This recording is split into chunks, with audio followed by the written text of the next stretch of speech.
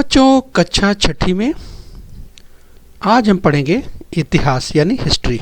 ये है इतिहास और नागरिक शास्त्र की कक्षा छठी की पाठ्यपुस्तक जो स्क्रीन पर आप देख पा रहे हैं।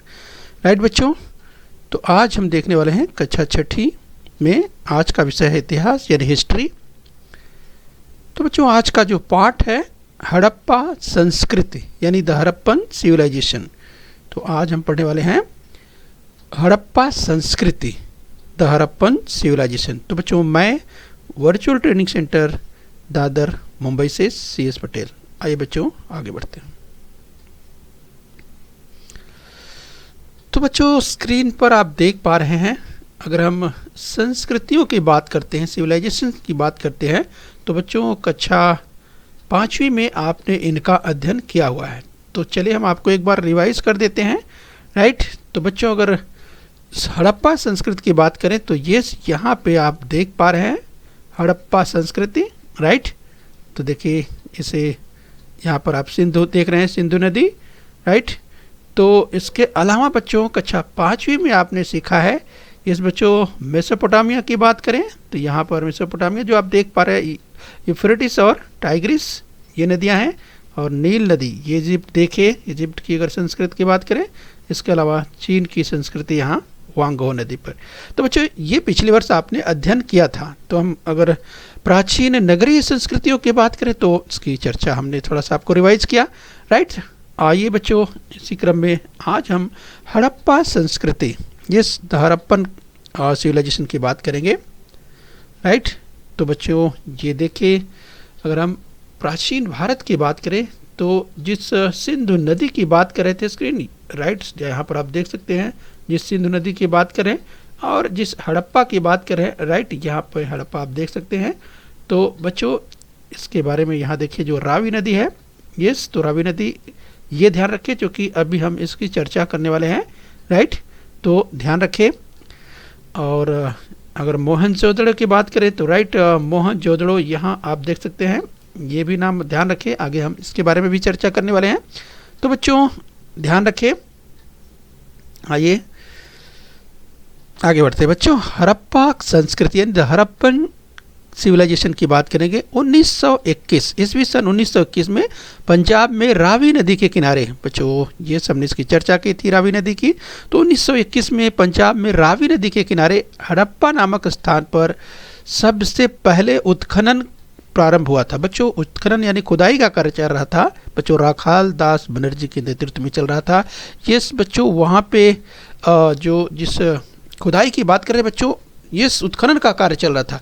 और बच्चों यहाँ पे आप ध्यान रखिए जब हम बात करते हैं हड़प्पा की तो स्क्रीन पर आप देख सकते हैं यहाँ पे यस, तो यहाँ पे हड़प्पा जो संस्कृति की बात करते हैं तो वो हड़प्पा जो स्थान है यस सबसे पहले उत्खनन का कार्य यहाँ पर हुआ, इसीलिए इसी के नाम पर हड़प्पा संस्कृति अर्थात हड़प्पन सिविलाइजेशन का नाम पड़ा हुआ है। यस बच्चों, तो अतः इस संस्कृति को हड़प्पा संस्कृति नाम मिला हुआ है। इस संस्कृति को सिंधु संस्कृति के नाम से भी जाना जाता है। राइट, तो देखिए बच्चों ये जो हमने चर्चा की जो सिंधु नदी की, यस तो इसके कारण इस संस्कृत को सिंधु संस्कृत के नाम से भी जाना जाता है।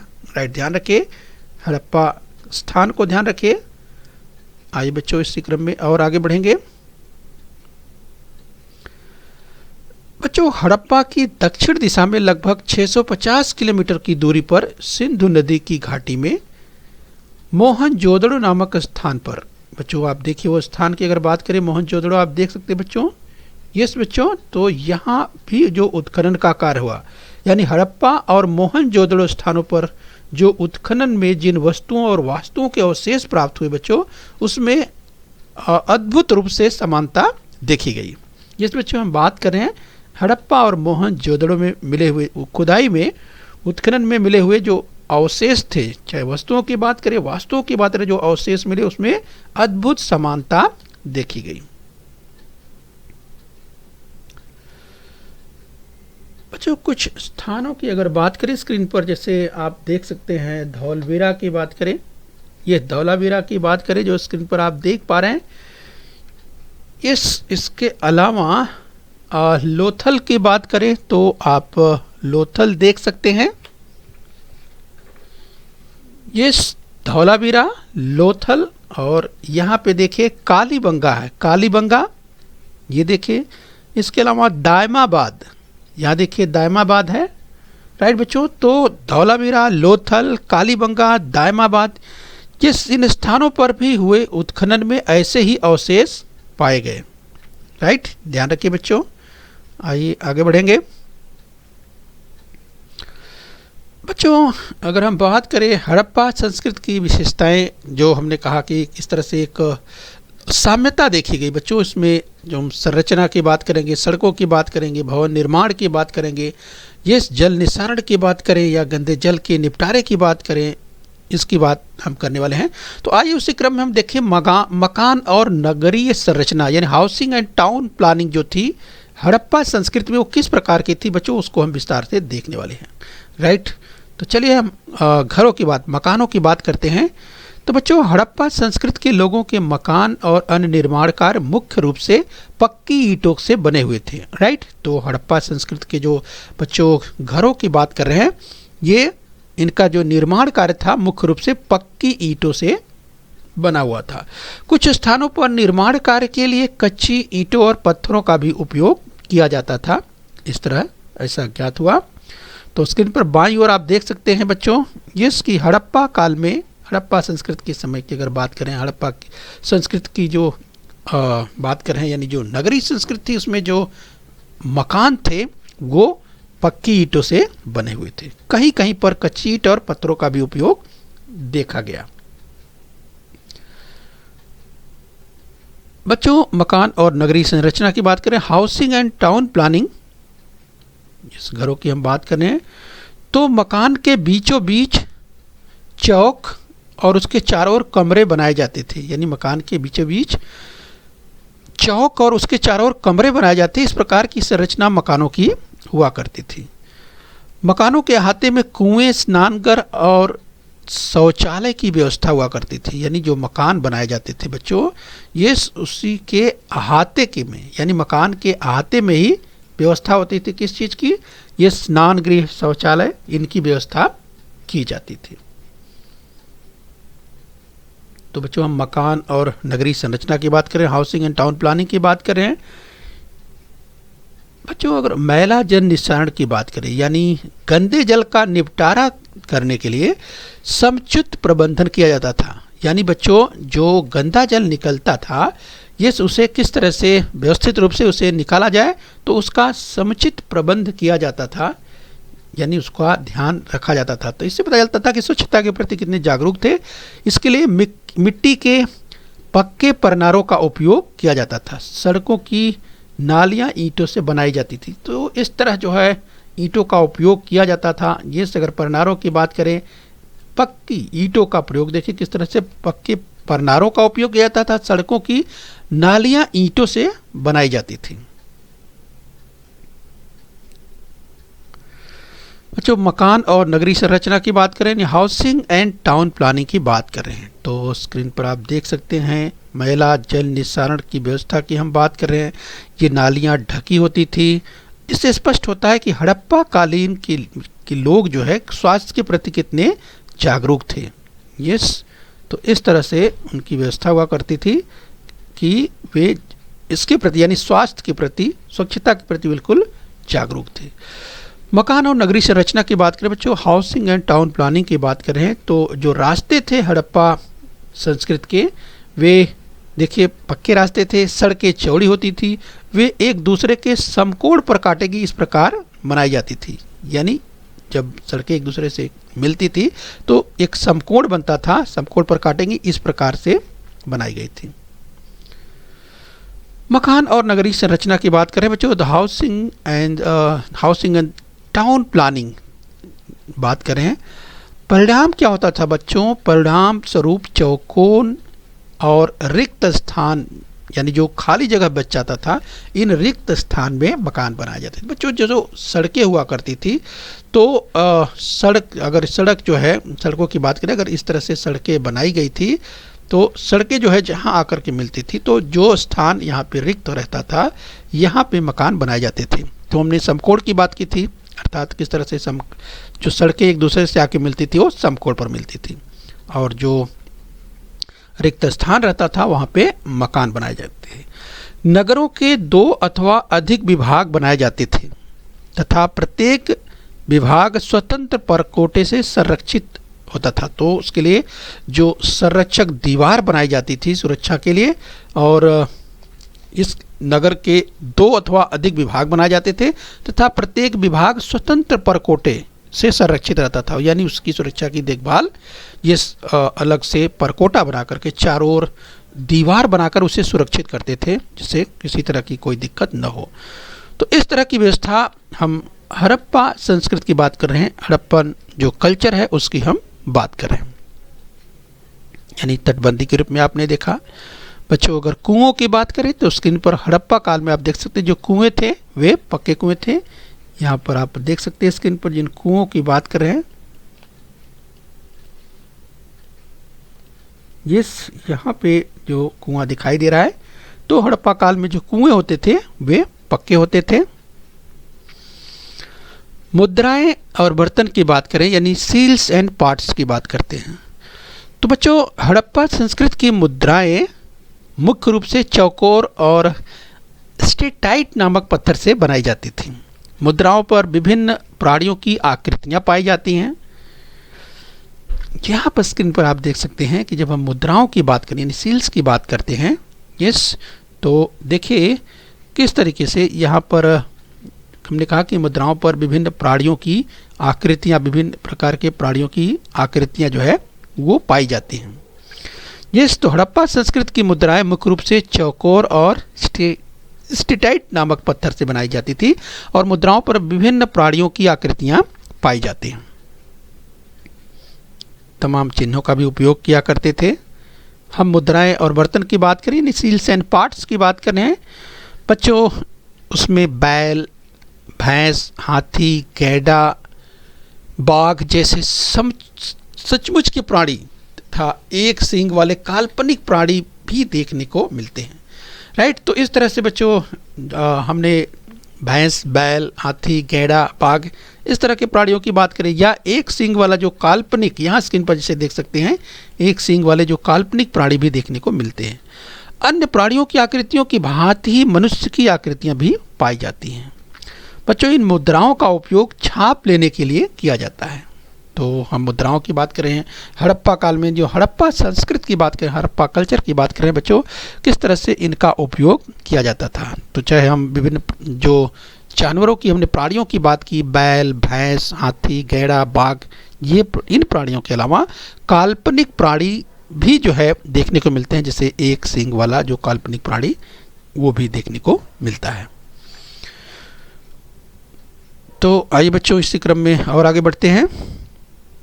मुद्राएं और बर्तन की बात करें, सील्स एंड पार्ट्स की बात करें, तो स्क्रीन पर आप बर्तन देख पा रहे हैं। हड़प्पा संस्कृति के स्थानों पर उत्खनन द्वारा विभिन्न प्रकार के आकारों के बर्तन पाए गए हैं। तो स्क्रीन पर आप देख सकते हैं दायरे में जो आपको दिखाई दे रहा है, जिस बर्तन की बात कर रहे हैं यहाँ पे आप देखिए बर्तन आपको दिखाई दे रहा है। तो हड़प्पा संस्कृति के स्थानों पर उत्खनन द्वारा विभिन्न प्रकार के आकारों के बर्तन पाए गए हैं। उसमें लाल रंग के पृष्ठभाग पर काले रंग से बनाए गए नक्काशी वाले बर्तन हैं। यानी देखा आपने कि उनमें लाल रंग के पृष्ठभाग पर काले रंग से बनाए गए नक्काशी वाले बर्तन हैं, यानी बर्तनों पर नक्काशी का भी कार्य ये हड़प्पा संस्कृति में किया जाता था। बर्तनों पर जो पाए गए नक्काशी के कार्य हैं उनसे देखकर पता चलता है कि ये बर्तनों के पर नक्काशी करने के कार्य की बात करें तो ये उस समय ये उपलब्ध था, अर्थात वे बर्तनों पर नक्काशी कार्य किया करते थे। आइए बच्चों इसी क्रम में और आगे बढ़ लेते हैं। हम मुद्राएं और बर्तन की बात करें, सील्स एंड पार्ट्स की बात कर रहे हैं। तो स्क्रीन पर बाईं ओर आप देख सकते हैं, जब हम नक्काशी की बात करें तो नक्काशी के नमूनों के रूप में मछली की चोइयाँ, एक दूसरे में पिरोए हुए वलय, पीपल के पत्ते जैसे प्रतीकों का समावेश। यहाँ स्क्रीन पर अगर नक्काशी की बात करें तो यहाँ भी आप नक्काशी का आकार देख सकते हैं। ये विभिन्न प्रकार की मछलियों की चोइयाँ, एक दूसरे में पूरा पिरे हुए वलय, ये यहाँ पर देखिए नक्काशी के कार्य आपको दिखाई दे रहे हैं। तो इस तरह से हड़प्पा काल में जो है उत्खनन के दौरान जो बर्तन प्राप्त हुए हैं यस बच्चों, तो उन बर्तनों पर ये नक्काशी कार्य देखे गए हैं। यस, तो पीपल के पत्ते, इस तरह के प्रतीकों का समावेश देखा गया है। इसके अलावा बच्चों हड़प्पा संस्कृति के लोग मृत व्यक्ति को दफनाते समय उस व्यक्ति के शव के साथ मिट्टी के बर्तन दफना देते थे। तो बच्चों उस काल की अपनी मान्यता थी और उस मान्यता के अनुसार हड़प्पा संस्कृति के लोग जब कोई किसी व्यक्ति की मृत्यु हो जाती थी तो जब उसे दफनाते थे तो उस व्यक्ति के शव के साथ मिट्टी के बर्तन भी दफना देते थे बच्चों। तो उनकी ऐसी धारणा रही होगी कि जो है कि उसका उपयोग वह व्यक्ति जिसकी मृत्यु हो चुकी है शायद वह उसका उपयोग कर पाए, तो इस तरह की धारणा रही होगी, इसलिए ऐसा किया जा रहा होगा। तो इस तरह से बच्चों मृत व्यक्ति को दफनाते समय व्यक्ति के शव के साथ मिट्टी के बर्तन भी दफनाते थे। तो आइए बच्चों इसी क्रम में हम आगे बढ़ेंगे। हम महान स्नानागार की बात करें, द ग्रेट बाथ। तो बच्चों आपके सामने देखेंगे हम द ग्रेट बाथ, स्क्रीन पर आप देख पा रहे हैं एक बड़ा स्नान गृह देख पा रहे हैं, राइट बच्चों। मोहनजोदड़ो में एक विशाल स्नान गृह पाया गया है। स्नान गृह मतलब बच्चों नहाने के लिए, यानी आप देख सकते हैं द ग्रेट बाथ, महान स्नानागार, स्नान के लिए देखिए कितनी व्यवस्था की गई है। महान स्नानागार का स्नान कुंड लगभग 2.5 मीटर गहरा था। अब बच्चों इसकी गहराई समझिए, या जो स्क्रीन पर आप देख पा रहे हैं ये इसकी गहराई देखिए, इसकी ये जो गहराई है इसकी ये 2.5 मीटर, यानी 2.5 मीटर ये गहरा था। यस, तो ये स्नानागार जो महान स्नानागार की हम बात करें बच्चों, इसकी गहराई 2.5 मीटर थी, उसकी लंबाई 12 मीटर, ये जो लंबाई इसकी थी ये इसकी लंबाई 12 मीटर थी, और इसके अलावा इसकी जो चौड़ाई थी बच्चों ये 7 मीटर थी। यानी इससे पता चलता है कि इतना बड़ा जो है स्नानागार तैयार करते थे। अच्छा, इसकी और क्या विशेषता थी वो भी हम देखने वाले हैं इस बच्चों। तो महान स्नानागार द ग्रेट बाथ की हम बात कर रहे हैं बच्चों, स्क्रीन पर जो आप देख पा रहे हैं इस स्नान गृह की बात करें तो उसमें उतरने की व्यवस्था, यस, यानी उतरने के लिए इसमें महान स्नानागार में उतरने के लिए देखिए सीढ़ियों की व्यवस्था की गई थी। तो उसमें उतरने की व्यवस्था तथा समय समय पर कुंड का पानी बदलने की सुविधा थी। यानी बच्चों इस कुंड में जो पानी इस्तेमाल किया जाता था समय समय पर इस पानी को बदल दिया जाता था, क्योंकि पानी इस्तेमाल करने के बाद गंदा हो जाता था।